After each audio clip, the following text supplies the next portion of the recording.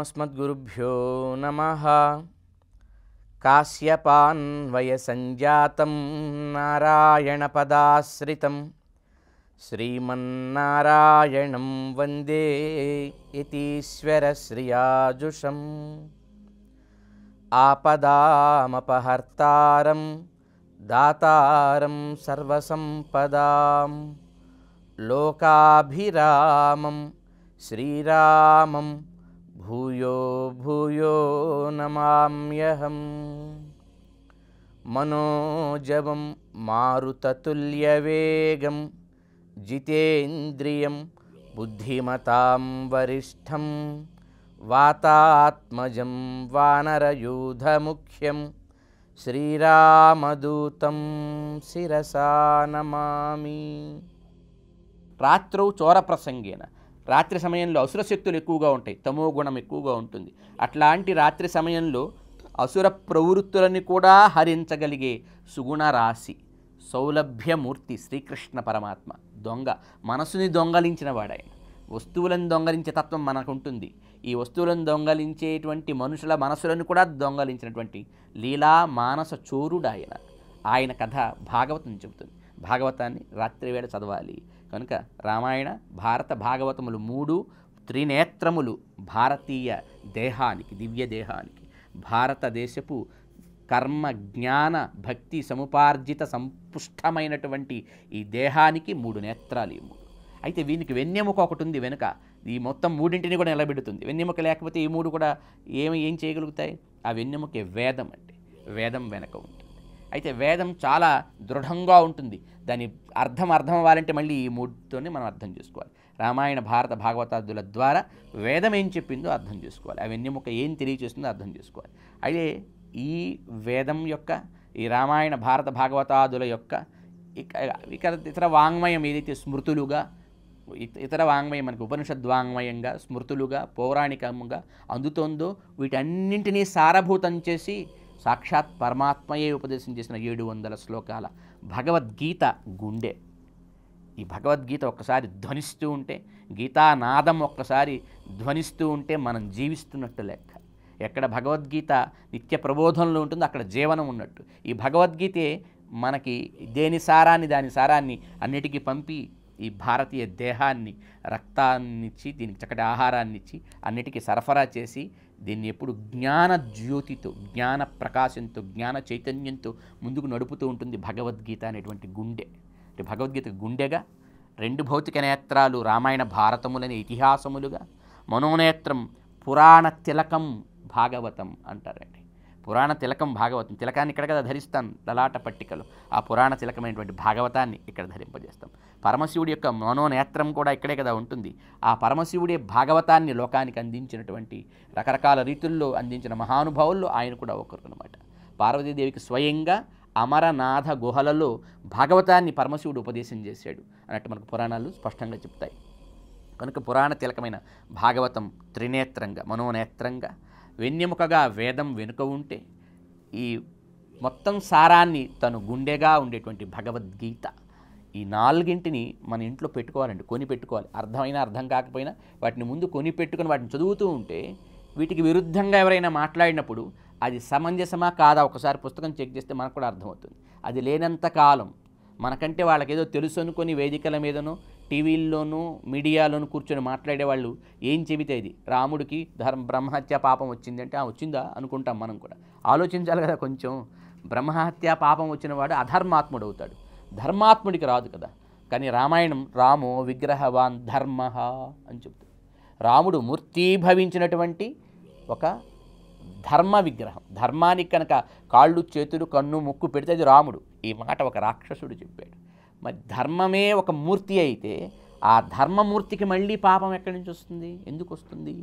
మారీషుడు ఒక మాట అంటాడు రామాయణంలోనే, రాముడి చేతిలో చనిపోవాల్సి వస్తుంది. ఇప్పుడు రావణాసుడికి చెప్తాడు, మంచిది కాదు ఇది, రాముడు చాలా శక్తివంతుడు, ఎప్పుడో వివాహం కాకముందు ఒక బాణపు దెబ్బ కొడితే ఇప్పటికీ ఆ దెబ్బ నేను మర్చిపోలా, ఇప్పుడు వివాహమై పక్కన సీతమ్మ కూడా ఉంది, ఆయన బలం ద్విగుణీకృతం శతాధికమయ్యింది, ఆయన జోలికి వెళ్ళటం నీకు నీ బలం మాత్రమే తెలుసు కనుక నీకు అర్థం కావట్లేదు రాముడు అంటే ఏంటో, నాకు రాముడి బలము తెలుసు, నీది తెలుసు, వెళ్ళ తగదన్నాడు. కాదు కాదు వెళ్ళాల్సిందే, చెప్పినట్టు వినకపోతే ప్రాణం తీస్తానన్నాడు రావణాసురుడు. అప్పుడు మారీచుడు ఒక మాట అంటాడు, రామాదపి మర్తవ్యం, రాముడి దగ్గరికి వెళ్తే రాముడు చంపుతాడు, మర్తవ్యం రావణాదపి, వెళ్ళకపోతే నువ్వు చంపుతావు, రావణుడు చంపుతాడు, ఉభయోరపి మర్తవ్యే, ఇద్దరిలో ఎవరో ఒకళ్ళు చేత చచ్చిపోక తప్పనప్పుడు వరం రామాత్ నరావణాత్ అంటాడు. చనిపోవలసే వస్తే రాముడి చేతిలో చచ్చిపోవటం వరం, రావణుడి చేతిలో అవసరం లేదు మరణం అంటాడు అనమాట. అంటే రాముడు చేతిలో మరణించడం కూడా వరమైనప్పుడు ఒక వ్యక్తికి మరణాన్ని వరంగా ప్రసాదించగలిగిన ధార్మిక మూర్తికి పాపము శాపము అంటుతుందా? అంటదు. చాలా కనీసపు కామన్ సెన్స్ అంటాం అనమాట. ఈ కామన్ సెన్స్ లేకుండా వాల్మీకి రామాయణానికి విరుద్ధంగా ఉండేటువంటి ప్రకటనలని ప్రజల్లోకి తీసుకువెళ్ళే ప్రయత్నం కొంతమంది చేయటం చాలా బాధాకరం. ఈ చేయటం వెనుక ఉన్నటువంటి వాళ్ళ ఉద్దేశం చాలా తప్పు. అసలు ఎందుకు ఇలా చేస్తున్నారు అంటే, రాముడికి రావణ సంహారం చేయడం వల్ల బ్రహ్మహత్య పాపం అవుతుందని చెబితే, బ్రహ్మహత్య పాపం పోవడానికి ఏదో ఒకటి చేయాలి కదా. ఏం చేశాడు అంటే శివలింగాన్ని ప్రతిష్ఠ చేశాడు అని చెప్పాలి, తద్వారా శివుడి గొప్పదనాన్ని చెప్పాలని వాళ్ళ తాపత్రయం. పాపం పరమశివుడు పరమ భాగవతోత్తముడు, పురాణ వాంగ్మయం ఆయన నిరంతర రామనామ జపతత్పరుడుగా కీర్తిస్తుందన్నమాట. పురాణ వాంగ్మయంలో బ్రహ్మవైవర్తం అనేటువంటి పురాణం పరమశివుడి గురించి చెబుతూ, యన్మస్తకే కేశవ పాదతీర్థం కంఠేక్షమాల హృది రామతత్వం జిహ్వాగ్రభాగే వర రామమంత్రం తం శివం పరమభాగవతం స్మరామి అంటుందన్నమాట. ఆయన నిరంతరం భగవంతుడి పాదాల నుంచి ఉద్భవించిన గంగని శిరస్సు మీద ధరిస్తాడు.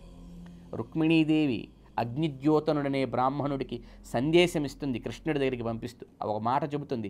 తెనింగించిన పోతన గారు భాగవతాన్ని, సంస్కృతంలో ఉండే భాగవతాన్ని తెలుగులోకి రచించిన పోతన గారు ఒక అద్భుతమైన పద్యాన్ని ఆ అమ్మ చెప్పినప్పుడు చెప్తారనమాట. ఆయన ఘనులు ఆత్మీయ తమోనివృత్తికై గౌరీసు మర్యాద యవ్వని పాదాంబుజ తోయమందు మునుగన్ వాంఛింతురు అంటూ. అంటే గౌరీసుడు అంటే పార్వతీపతి అయిన పరమశివుడు తనని ఆవరించి ఉండే తమో గుణాన్ని పోగొట్టుకోవటం కోసమని భగవంతుడి పాదాల నుంచి ఉద్భవించిన గంగలో నిరంతరం మునుగుతూ ఉంటాడు. మందాకిని బిందు సలిల పులకిత గాత్రుడు ఆయన. అందువల్ల ఆయన నిజానికి ఏకాదశ రుద్రులు, 11 మంది రుద్రస్వరూపాలు ఈ భూమి మీదకి వస్తే ఒక్కడే సదాశివుడయ్యాడు వాళ్ళలో.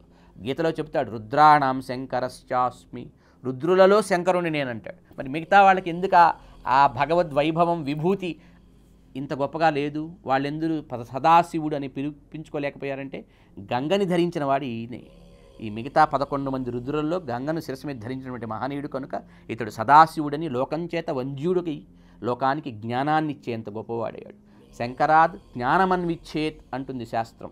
శంకరుణ్ణి అంటే పరమశివుణ్ణి సరిగ్గా ఆరాధిస్తే, ఎట్లా పూజించాలో తెలుసుకొని ఆ విధి విధానంలో ఆరాధిస్తే పరమశివుడి అనుగ్రహం వల్ల జ్ఞానం కలుగుతుంది. అలా కలిగిన వాళ్ళు ఎందరో ఉన్నారు. చదువే రాదు ఇతడు అసలు ఎందుకు కాకుండా అవుతాడని ఒక ప్రఖ్యాత జ్యోతిష్కుడు కొన్ని వేల సంవత్సరాల క్రితం, కొన్ని ఎంతో యుగాల క్రితం చెప్పినటువంటి ఒక బాబు దక్షిణామూర్తిని ఉపాసించి, పరమశివుడి యొక్క స్వరూపాన్ని ఉపాసించి అష్టాధ్యాయి 8 అధ్యాయులు ఉండేటువంటి అద్భుతమైన వ్యాకరణాన్ని లోకానికి అందించాడు. కానీ ఎంతో నిష్పక్షపాతంగా అందించాడు. అది తెలుసుకోవాలి. ఇక్కడ మనం ఉపాసించే తత్వం స్వరూపం ఏదైనా కావచ్చు, కానీ శాస్త్రంలో కొన్ని నియమాలు విధానాలు ఉంటాయి. దాన్ని చెప్పేప్పుడు దాని మేరకే చెప్పాలి, దాన్ని మార్చేసి చెప్పకూడదు. పాణిని అష్టాధ్యాయి అనే వ్యాకరణాన్ని అందించిన పాణిని మహర్షి తాను ఉపాసించింది దక్షిణామూర్తి స్వరూపంలో ఉన్న పరమశివుణ్ణి అయినప్పటికీ కూడా అక్షర క్రమాన్ని, అక్షరాల యొక్క అర్థాన్ని చెప్పేటప్పుడు ఎక్కడా సంకోచం లేకుండా ప్రామాణికంగా చెప్తాడు. అ అనే అక్షరం గురించి చెప్పాల్సి వచ్చింది, అకారానికి అర్థం ఏంటో చెప్పాల్సి వచ్చింది. తను పూజిస్తుంది, తను ఉపాసిస్తుంది పరమశివుని కనుక అకారానికి శివుడి అర్థమని రాయలేదు ఆయన.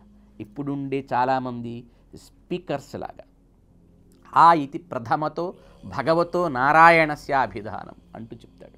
అకారం ఈ సృష్టి మొత్తంలో వాంగ్మయంలో ఉండే మొట్టమొదటి వస్తువైన అకారం సృష్టి మొత్తానికి కారణమైన, సృష్టి మొత్తానికి మొదటివాడైన భగవంతుడైన నారాయణుణ్ణి చెబుతుంది అని రాశాడు పాణిని మహర్షి.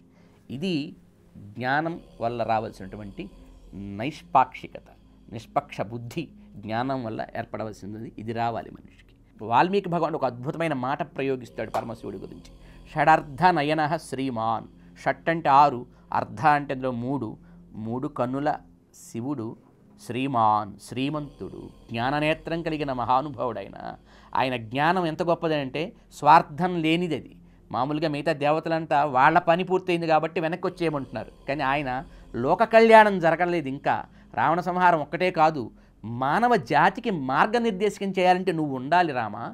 నీ వల్ల లోకానికి ఆ ధర్మ యొక్క పదం ఎట్లా ఉండాలో, ధర్మ ఆచరణ ఎట్లా ఉండాలో తెలియాలి. కనుక నువ్వు లోకం కోసం ఇంకా ఉండాలి అని ఆయన కోరతాడు. ఇది పరమశివుల్లో ఉండే జ్ఞానం యొక్క వైలక్షణ్యాన్ని చెబుతుంది.